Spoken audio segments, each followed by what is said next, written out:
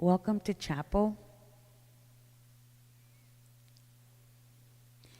I had never heard of this song. Somebody brought it to me yesterday, and I just want to start us off with this, some of these lyrics. One night I dreamed I was in slavery. About 1850 was the time. Sorrow was the only sign. Nothing around to ease my mind. Out of the night appeared a lady leading a distant pilgrim band.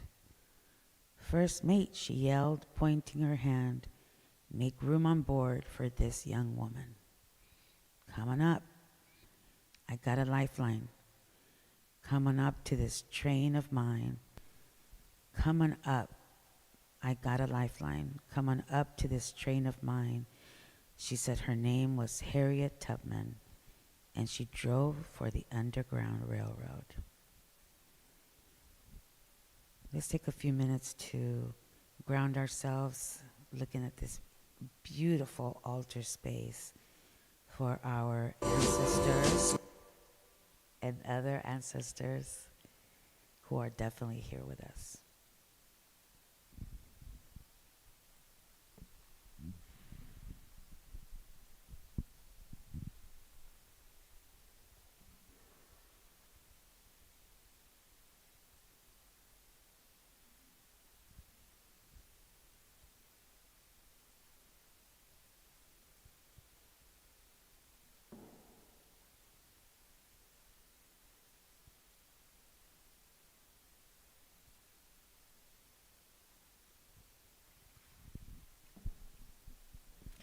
Hey everyone, welcome. Thank you so much for taking time out of your day to be here. I'm Altagracia Alvarado. Y'all know me, Gracie, lovingly. And this is actually a celebration that I kind of inherited. So Jordan Jones, who graduated last year, he was reading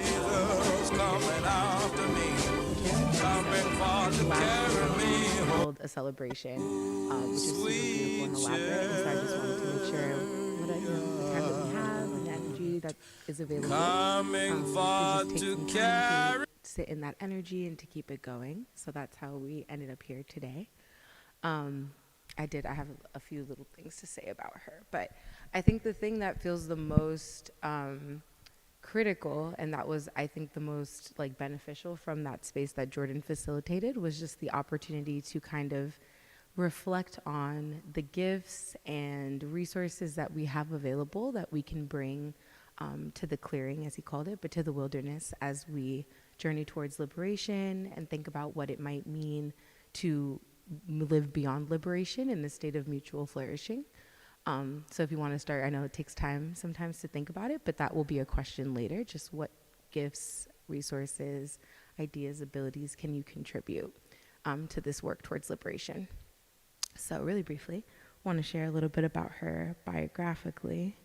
And because her bio is very extensive, I think something I wanted to name too is that the photo in the center is from 1911. So that was right before she died in 1913, and she was very old in age.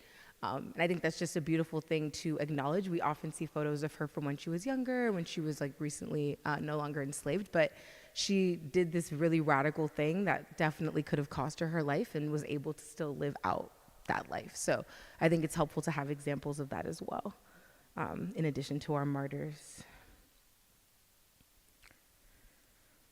So Harriet Tubman was born Araminthia Ross, and lovingly called Minty, in March of 1822 to her parents, who were also Harriet Green Ross and Benjamin Ross, and she was one of 9 children. They were enslaved in Dorchester County, Maryland, so not too far from here. And she grew up with her family. However, at the age of 13, she did have a life-changing experience where she was on a trip to the market. She was doing a market run, and she witnessed another enslaved person attempting to escape. And they were running away. And the person who was seeking after them, their slave master, was seeking after them. And she refused to cooperate with him when he asked her questions about the person who was fleeing. And she refused to engage. And so he actually hit her in the head with I think it was like a rock. I'm sorry, I have like some kind of brick of some kind. And this actually resulted in her having a severe concussion, of course, and she had to be nurtured back to health with the resources that were available. However, this resulted in her ending up enduring chronic illness throughout her life. And so it's also just important to acknowledge that, because she is also one of our disabled ancestors who, again, lived an extremely long life, and was able to exist in that reality. She fractured her skull, she experienced seizures, and she would have kind of sleeping spells, which later they figured out that was part of her chronic illness. And during these experiences, she also had visions. So like people might consider them potentially epileptic. It's hard to know exactly when people have passed, like what's going on. But that she had these seizures, and during these seizures, she also received visions. And these were the visions that then carried her to a space where she decided that she did want to attempt to escape later in her life. And so later she did, with her two brothers, attempt to flee to Philadelphia. However, when they were called back, like there were ads put up that they were missing. Of course, right, enslaved people were considered property, and so they were considered property that was missing and needed to be returned. And so her brothers did decide to return, but she continued on, and she was able to get to Philadelphia, where she worked with other abolitionists to learn more about the work that they were doing. And when she made it to Philadelphia, she did become a part of the Underground Railroad. So that is not something that she herself started, but something that she became involved in once she was introduced to what they were doing, which I think sometimes people think that it was like a physical railroad, and it wasn't. It was houses and people who were opening their homes to people on the way as they were attempting to escape. And so she took part in that. She, as many of us know, returned multiple times attempting to gather people, bring people with her, and a variety of different reasons people decided that they would or would not come along. And she also, of course, there's a very famous quote by her that basically says that she would have been able to free more people had they understood that they were enslaved. And so that's just something to keep in mind, I think, as we're thinking about the gifts that she left us with her life. I think the two things that I always take away, and of course I'm totally open, please share your own reflections and thoughts about her and her life, but just that the reality is that liberation starts within. It's not external. It doesn't immediately begin externally, right? And even when freedom or liberation is achieved externally, if it is not happening within, it is not happening. So that's just something really important to remember, especially in our current circumstances. But also that we get further together. That, right, she was not afraid. Again, she lived a really long life, but she was not afraid to return multiple times. She was willing to, make that decision, put herself in a risk because she felt like it was worth it. To ensure that other people had access to the things that she did. So I think these are just things to take away from her very long life and legacy. I left out a whole part. She was a spy. Please go back and read more about her really wild life and all of the things that she was able to accomplish. She's really great. So yeah, I'm gonna open it up. Just if anyone wants to share any reflections about this or thoughts, feelings in general, how you're kind of feeling in the moment. But then also just to restate kind of a larger question of, as we saw, she used her gifts, her resources, everything about her and her life towards the end of liberation, and to make sure that people were able to live a life that wasn't just about survival, but was about flourishing and living fully. Similarly for us, especially the world it's different, but things are still not where they need to be. With that in mind, what gifts, resources, contributions do you feel like you can give to the movement? And I can start, and I want to start with something of course, all of you, everyone has so many, but something that I actually share with Harriet Tubman is that we're both herbalists, and that is something that she also contributed to the movement, right? She made sure that folks had the kind of medications that they needed, and that they had herbal supports if they needed to go to sleep. A lot of babies, for instance, were she was not good with the crying on the way. They needed to be quiet, of course, and so figuring out how to nurture people and nourish them so that they felt comfortable making the trip, making the journey. And that's something that I think, I'm able to contribute. So I'm gonna open it up, for reflections or contributions. We have a mic. Thank you. thank you, Gracie, for holding this space. It's very much appreciated. And for all you do, thank you.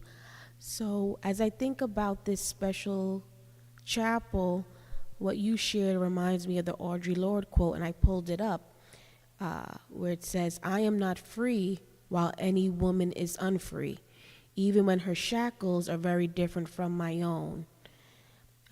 Right now, with current events, we're all impacted in some way, and it may not directly affect us, but that doesn't mean we should lose our empathy, our compassion, our voice to be allies to others.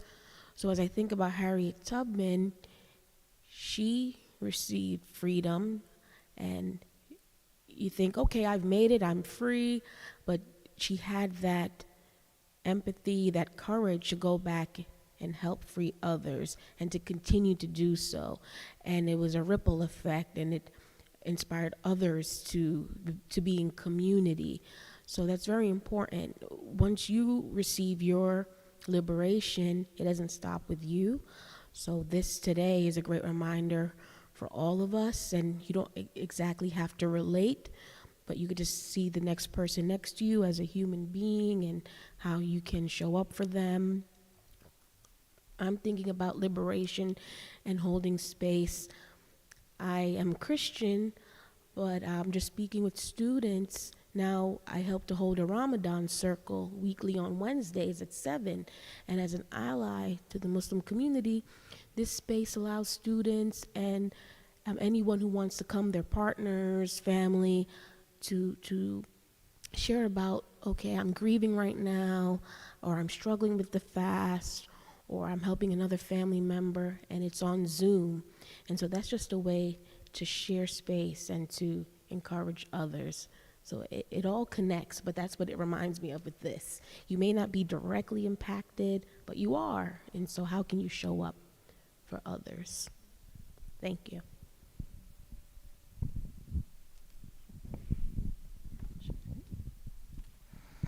Hey there. Thank you so much for this circle, and I love Harriet Tubman very much. I got to read a wonderful bio of her last summer. And I mean, she was such a believer in freedom. I mean, the Combahee River raids, the scouting work, the suffragette movement, and then just like a community builder. And like the home and the community she built in Auburn at the end of her life, and caring for all the folks that like nobody else would care for. And one thing I was kind of reflecting on is like, somehow it can be hard for people to own the gifts they have to offer. And Tubman was not meek about what she had to offer. And she was not meek in her relationship with God, in that she really, through her spirituality, her religion, her connection to the earth, like, was open and willing to receive guidance and recognize where she was being called into action and work. And, you know, I think for myself, I am very much a spiritual care provider. You know, even before I found my way into any kind of spirituality or faith, I was always have been that grounded person that people come to, rely on, cry to, lean on.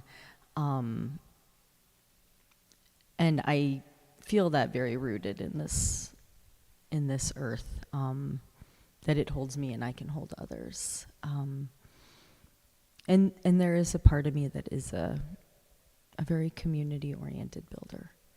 You know, I haven't figured out how to do that in movement circles, in particular as a white woman who knows that I need to, like, not try to lead necessarily, except, you know, remembering my place in the various communities I am so privileged to be able to step in and walk with. But I am a person who believes and is able and gifted in nurturing community. and especially those who are on the quiet side in the communities calling up their gifts. So I'm going to be quiet and express my gratitude again for this, and I hope it becomes a tradition here, because this woman is worth many traditions.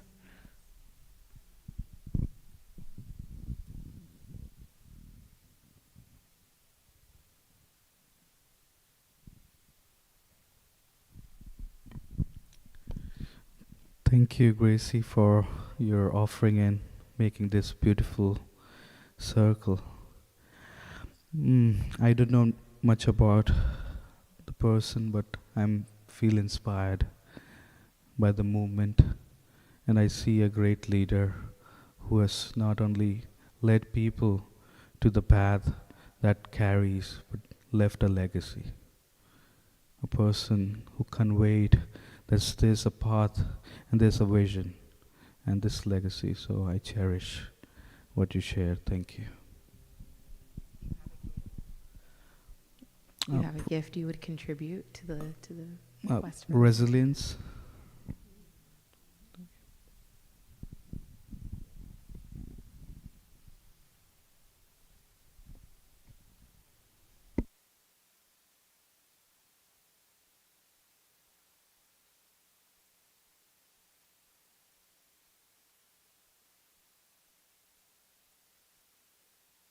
You have reflections about Harriet Tubman, and then also just gifts or resources you think you have that you would contribute to the movement for liberation?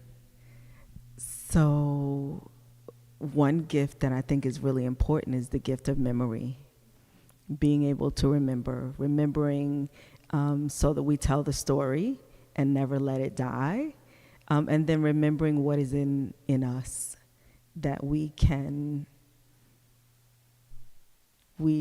able to accomplish more than what we think we can, especially in this time and age. Like, we've got to remember who we are, who our ancestors were, what has been, what's in our DNA to survive, and whoever you are, your ancestors went through some things that got you here.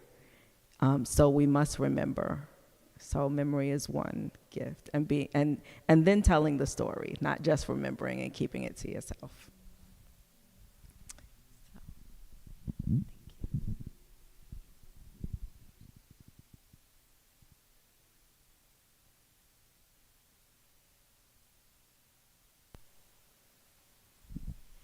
I want to thank you for this also. It's so calm. As soon as I walked in today, it was like so calm and so beautiful. And although I find it intricate, but I also feel so calm by it. So it's like really simple. Just beauty. And that picture, that's one of my favorite pictures of her. I love that, just, wrapped. I'm sure she was cold like some of y'all today.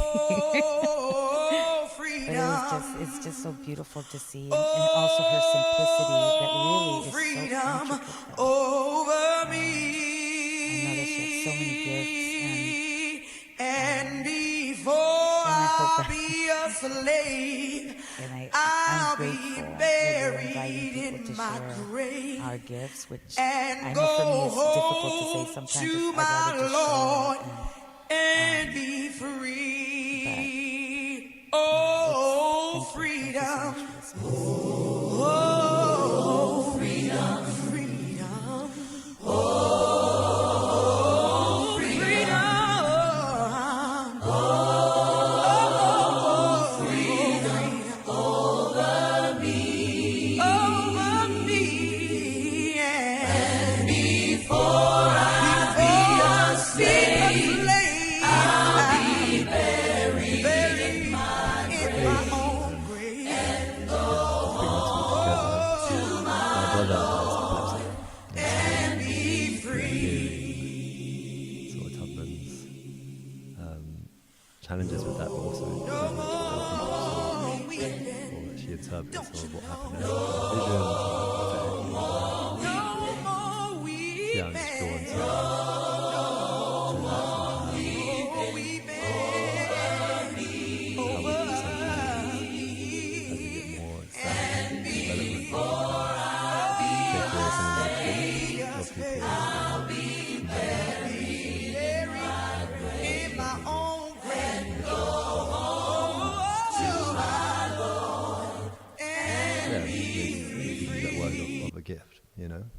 And so when we're thinking about like community building and community movements, how are we making the full space for everyone's gifts to kind of come through? And for sure, for me, my brother is an immense gift to me. And so I give thanks to him, and I give thanks for the ways in which figures and people can kind of, through their burdens, can show us how much of a gift they are to us and to our community. So yeah, thank you.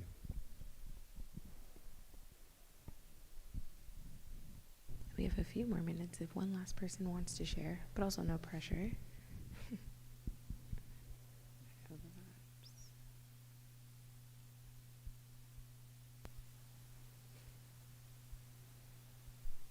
Over me, The music is so fun and appropriate.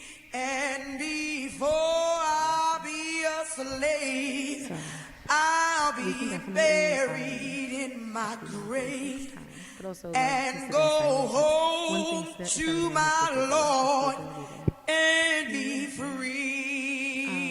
I wanted to Oh, share freedom. it's a hymn, but it's kind of a poem that I wrote last year when we were reflecting on her and her life.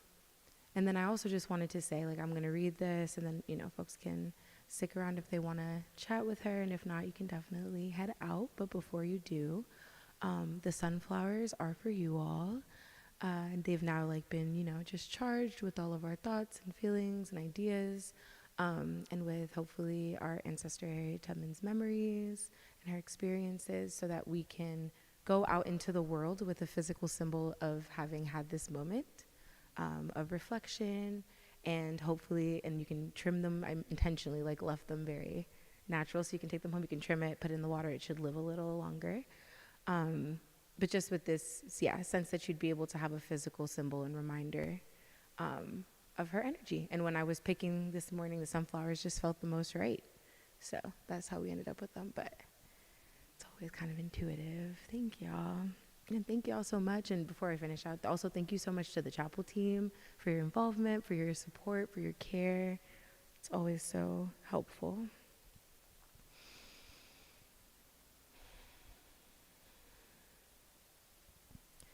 This is called A Hymn for Harriet. O sweet child, with the seeds of heaven planted in your spirit, with a fire for freedom blazing so that all can hear it. O sweet child, whose eyes glimmer with ancestral wisdom, who dreams of a world akin to the Creator's kingdom. O sweet child, with skin that knows suffering and a heart that aches, gifted visions from above, a new future to make. O sweet Araminta, great ancestor, still small, plant liberation in the spirits of us all, now and forever. Ashe, amen. Thank you all so much.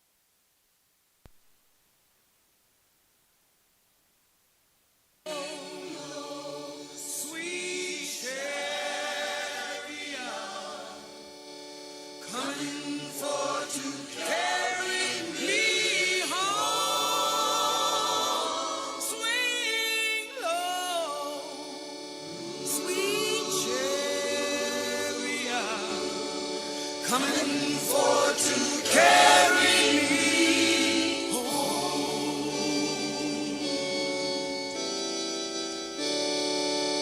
I looked over Jordan and